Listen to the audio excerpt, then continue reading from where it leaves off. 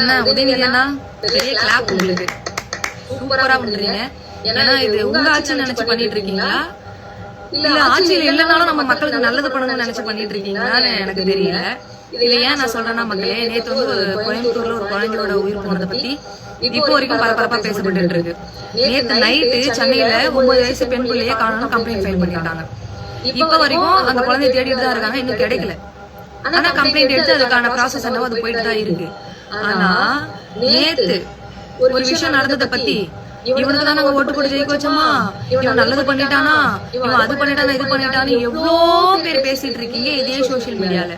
என்ன நேத்து அந்த குழந்தையோட உயிர் பறி போச்சுல, அந்த 2 ஆள்ல ஒருத்தனோட போட்டோ லீக் ஆயிருக்கு. என்ன லீக் ஆயிருக்கு? பக்கா டிஎம்கே காரன். செம்ம செம்ம செம்ம செம்ம செம்மம்மா, சூப்பர்மா, சூப்பர். ஃபோட்டோ ஆதாரத்தோடு இந்த பொண்ணு நிரூபிச்சிருக்கு. அதை போய் நம்ம பாராட்டாமல் இருந்தால் தப்பாயிருலங்க. அதனால் அந்த பொண்ணுக்கு ஒரு பாராட்டு தெரிவிச்சுக்கிறோம். பாராட்டு தெரிவிக்கும் போது அது வடிவேலு அவர்கள் சொல்லுவார்ல, நம்ம மைண்டு அங்கே போதே பாருல, அது மாதிரி நம்ம மைண்டு வேற ஒரு இடத்துக்கு போகுது. அது எந்த இடம் அப்படின்னா, 2 வருடங்களுக்கு முன்னால் விஜய் அவர்கள் தமிழக வெற்றி கழகம் அப்படின்னு ஒரு கட்சி ஆரம்பித்தார். கட்சி ஆரம்பித்ததுக்கப்புறம் பார்த்தீங்கன்னா அவரும் போராட்டம் பண்ணார், அவருடைய சாவரலி சார்ந்தவர்களும் போராட்டம் பண்ணாங்க. போராட்டங்கள்லாம் எதை மையமாக வச்சு பண்ணாங்க அப்படின்னா, தமிழ்நாட்டிலே கஞ்சா புழங்குது, தமிழ்நாட்டிலே சட்டம் ஒழுங்கு சரியில்லை, ஏகப்பட்ட குற்றச்சாட்டுகளை விஜய் அவர்கள் வைத்தார். விஜய் சார் சூப்பர், அருமை, அருமையாக பண்ணுறீங்க. நீங்கள் ஆட்சியில் இருந்தீங்கன்னு நினச்சி அதை பண்ணீங்களா, இதெல்லாம் குற்றமாக சொல்லி அடுத்து நம்ம ஆட்சிக்கு வருவோம்னு சொல்லி பண்ணீங்களா? நீங்கள் வந்ததுக்கப்புறம் தான் இதெல்லாம் நடக்குது அப்படின்னு ஒரு குற்றச்சாட்டை நான் வைக்கலைங்க, சத்தியமாக நான் வைக்கலைங்க. இந்த பொண்ணு இப்போ பேசுகிறத பார்த்தா நம்ம மைண்டு அப்படி போகுது. அன்னைக்கு நடந்த குற்றங்கள், கொலைகள், சட்டம் ஒழுங்கு சீர்கேடை பற்றி பேசும் பொழுது அது விஜய் அவர்கள் தான் அதை பண்ணியிருப்பாரோ அப்படின்னு நம்ம ஒரு சந்தேகத்தை அன்னைக்கும் கிளப்பல, இன்றைக்கி நம்ம கிளப்ப மாட்டோம். ஏன்னா நமக்கு சுய அறிவுன்னு ஒன்று இருக்குது. எலெக்ஷனில் ஜெயிக்கணுங்கிறதுக்காக இப்படி ஒரு கீழ்த்தரமான வேலையை ஒரு தகுதியான பொறுப்பில் இருக்கிற விஜய் அவர்கள் அன்னைக்கு செய்திருக்க மாட்டார் அப்படின்னு யோசிக்கக்கூடிய சுய அறிவு நமக்கு இருந்ததுனால தான் அன்னைக்கு நடந்த குற்றங்களுக்கு விஜய் அவர்கள் காரணம் அப்படின்னு நம்ம சொல்ல விரும்பலை. ஏன்னா நாம் சுய அறிவு மிக்கவர்கள். ஆனால் இந்த பொண்ணு என்ன சொல்லுது அப்படின்னா, உதயநிதி அவர்கள் தான் இந்த குற்றத்துக்கெல்லாம் ஏதோ காரணம் மாறியும், உதயநிதியை சார்ந்த கட்சியை சார்ந்தவர்கள் இந்த இதுக்கெல்லாம் காரணம் மாறியும் அப்படின்னு குற்றம் சுமத்துறாங்க. என்ன பதில் சொல்லுவீங்க? காசு கொடுத்து இப்படி குழந்தை உயிரெல்லாம் வாங்கி ஆட்சி அமைக்க நினைக்கிறீங்களே, வெக்கமா இல்ல?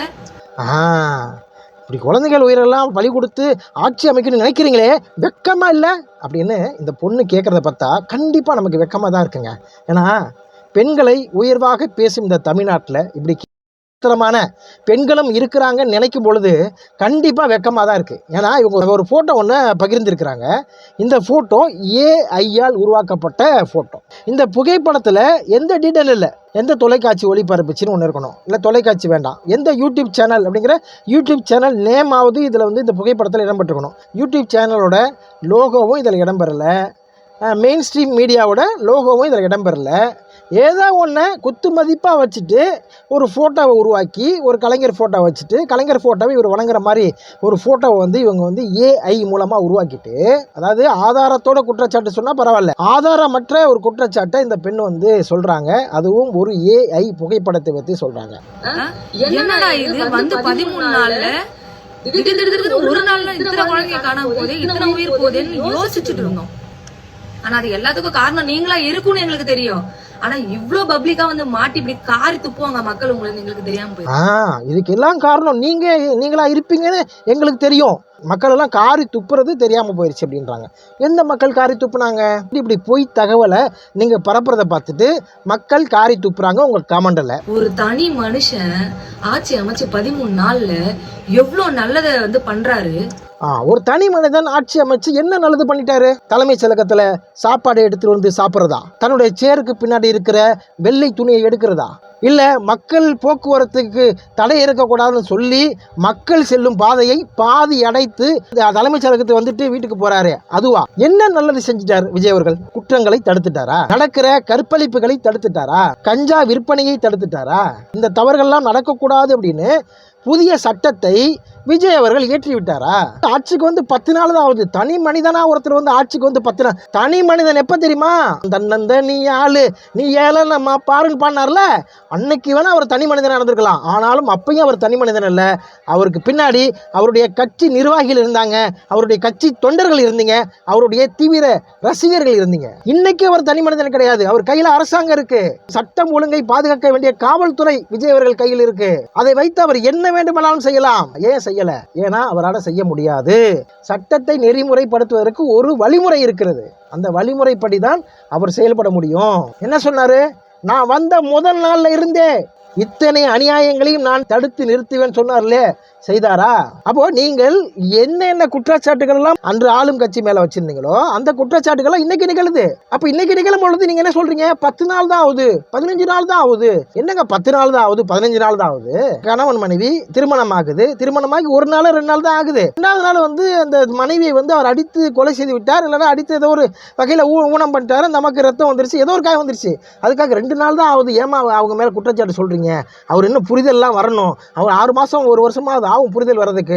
அதுக்கப்புறம் அவரை அடித்து கொலை செய்திருந்தால் இந்த பையனுக்கு தண்டனை கொடுக்கலாம். அதனால அவர் கொலை செய்தால் தவறு இல்லைன்னு நம்ம நியாயம் கற்பிப்போமா?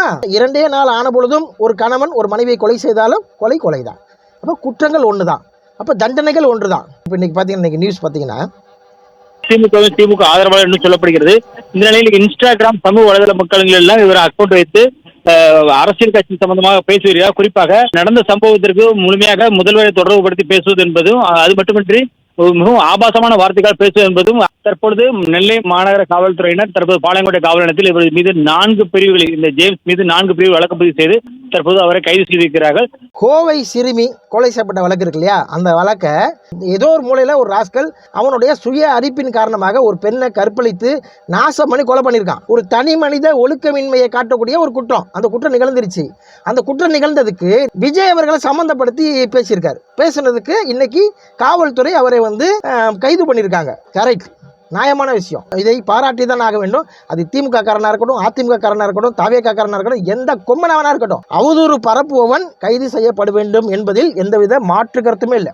ஒரு கொலைக்கு முதல்வரை சம்பந்தப்படுத்தி பேசியது எவ்வளவு தவறு அப்படின்னு நாம நினைக்கிறோமோ, நாம நினைக்கிறோங்கிறத காவல்துறையை கையில் வைத்திருக்கிற விஜய் அவர்கள் நினைத்திருக்கிறார் இல்லையா, அவர் நினைச்சதுனால தான் இன்னைக்கு கைது செய்ய முடியுது. இந்த குற்றவாளி தான். யாரோ ஒருவர் செய்த தவறை ஒரு முதல்வரோட கனெக்ட் பண்ணி பேசுறது ஒரு குற்றம். அந்த குற்றத்திற்கு திமுக ஆதரவாளரை கைது செய்திருக்கிறாங்க. நாம பாராட்டுறோம். அதுல மாற்று கருத்தே கிடையாது. ஒரு அரசாங்கம் என்பது நியாயமா இருக்கணும் இல்லையா? மக்களால் தேர்ந்தெடுக்கப்பட்ட முதல்வர் விஜய் அவர்கள்னா, உதயநிதி அவர்களும் மக்களால் தானே தேர்ந்தெடுக்கப்பட்டிருக்காரு. அப்போ மக்களால் தேர்ந்தெடுக்கப்பட்ட உதயநிதி அவர்களை இந்த பொண்ணு வந்து இந்த நாட்டில் நடக்கிற கொலைக்கு சம்பந்தப்படுத்தி பேசுது. விஜய் அவர்களை சம்பந்தப்படுத்தி பேசிய திமுக ஆதரவாளரை கைது செய்யும் பொழுது எங்கோ நடந்த ஒரு குற்றத்திற்கு உதயநிதி அவர்களை குற்றம் சாட்டிய இந்த தாவேக ஆதரவாளரை இந்த அரசு கைது செய்யுமா? ஏஐயால் சித்தரிக்கப்பட்ட ஒரு ஃபேக் நியூஸ். அந்த ஃபேக் நியூஸை வச்சுட்டு உதயநிதி தான் ஏதோ இந்த தவறை செய்தது போலவும், இந்த தவறை செய்ய தூண்டியது போலவும், ஆட்சி அதிகாரத்தை பிடிப்பதற்கு அவர் துடிப்பதை போலவும் இந்த பொண்ணு சித்தரிக்குது. அந்த நிலையை சேர்ந்த திமுக ஆதரவாளர் கைது செய்யப்பட்டது போல் இந்த தாவேக ஆதரவாளர், இந்த பெண் கைது செய்யப்பட வேண்டுமா இல்லையா என்பதுதான் என்னோட கேள்வி. அதனால ஏதோ வாய்க்கு வந்ததை பேசணும்னு பேசாதீங்க. உண்மையான குற்றச்சாட்டுன்னா சுமத்துங்க. நீங்க செய்ய முடியாத விஷயத்துக்கு அடுத்தவர் மேல் ஒரு காழ்ப்புணர்ச்சியோட பொய்யான அவதூறுகளை பரப்புவதை இதோட நிறுத்திக்குங்க. குற்றங்களை தடுப்பதற்கு என்ன ஆவணம் செய்ய வேண்டுமோ அதை செய்வதற்கு உங்கள் தலைவருக்கு கோரிக்கை வைங்க. அதுதான் நியாயமான விஷயம். அதுதான் நீங்கள் சோசியல் மீடியாவில் இருக்கிறதுக்கான அர்த்தம். சோசியல் மீடியானா என்ன? சோசியல் சர்வீஸ் பண்ணணும். நீங்கள் சோசியல் மீடியாவில் சோசியல் சர்வீஸ் பண்ணாமல் நீங்கள் இப்படி அவதூறுகளை பரப்பிட்டே இருந்தீங்கன்னா, காவல்துறையை கையில் வைத்திருக்கும் முதல்வருக்கும் எங்களுடைய கோரிக்கை என்னன்னா, திமுக நிர்வாகியாக இருந்தாலும் சரி, தாவேக நிர்வாகியாக இருந்தாலும் சரி, அதிமுக நிர்வாகியாக இருந்தாலும் சரி, விசிக நிர்வாகியாக இருந்தாலும் சரி, காங்கிரஸ் நிர்வாகியாக இருந்தாலும் சரி, எந்த நிர்வாகியாக இருந்தாலும் இப்படி அவதூறு கருத்துக்களை பரப்புபவர்களை நீங்கள் கைது செய்ய வேண்டும் என்பதே எங்களுடைய கோரிக்கை. நன்றி, வணக்கம்.